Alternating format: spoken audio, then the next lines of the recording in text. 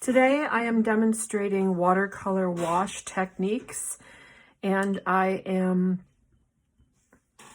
beginning with a flat wash, then moving on to a dry gradated wash, a wet gradated wash, wet on wet wash, two color dry gradated wash, and lastly two color wet gradated wash. In beginning with the flat wash, I want to create an area that is as smooth as possible, that shows little to no strokes. And so I'm using darker colors for this exercise as opposed to yellow or orange because I want it to show up.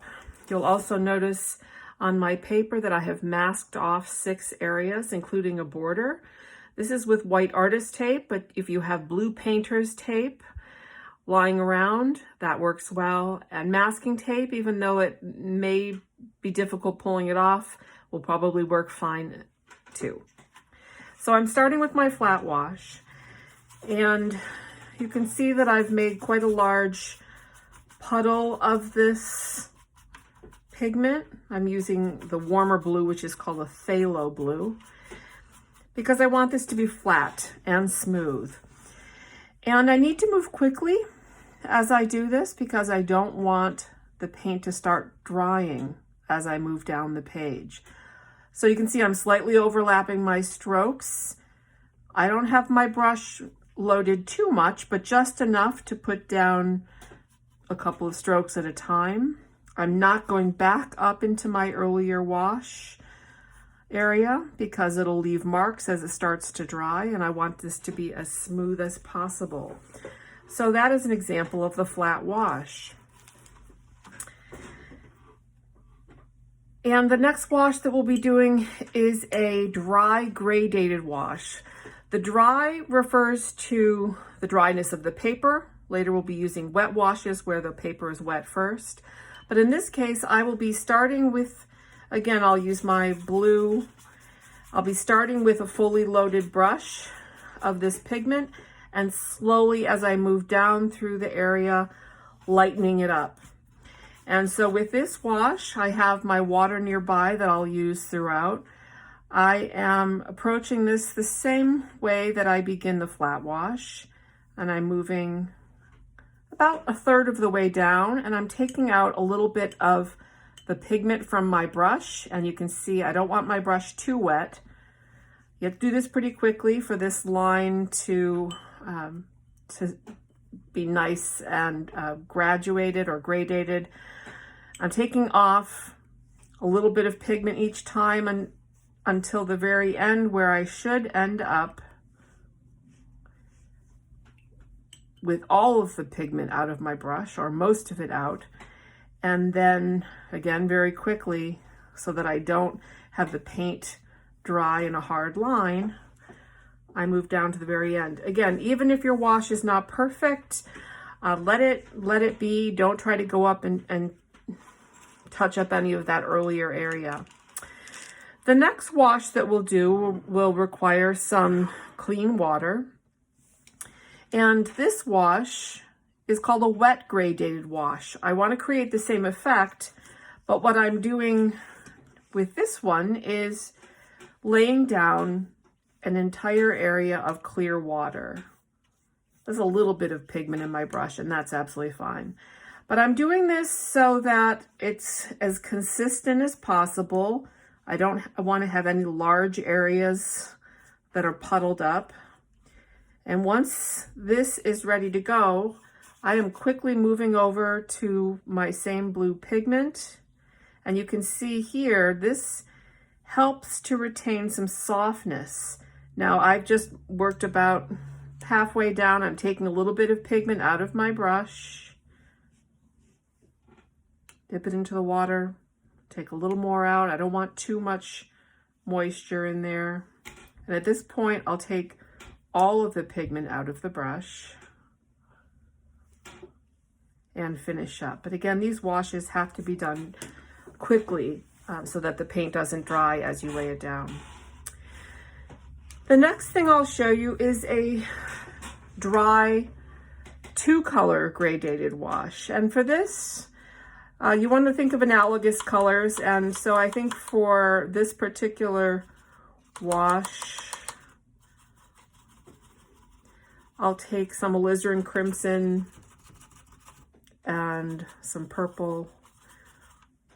Let's say I want to mix, I want to move from a blue into this nice purple. What I need to do is have enough of that pigment ready to go, always with a little bit of water added. And then I also want to mix up a color in between that. So I want to take some blue and some of the purple. So I have this color that's in between the two, and I want it ready to go because I have to move pretty quickly in between here. So now I am taking all of the pigment out of the brush.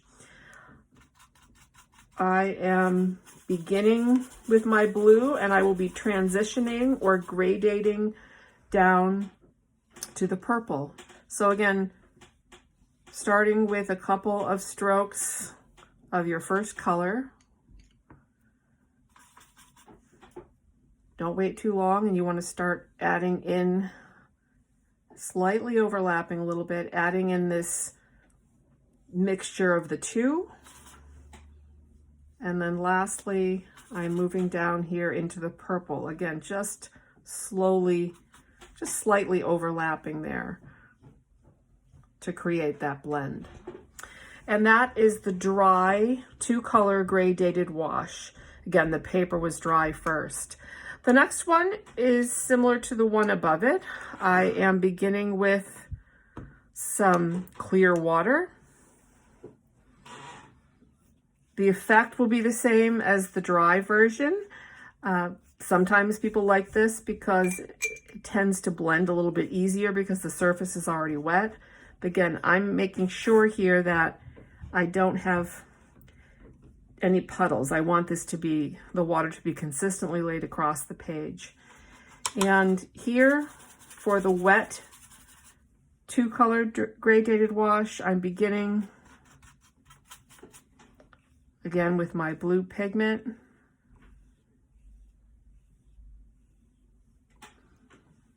Taking out just a little bit of the pigment and going into that mixture that I made earlier, feathering it slightly above so that those colors transition nicely.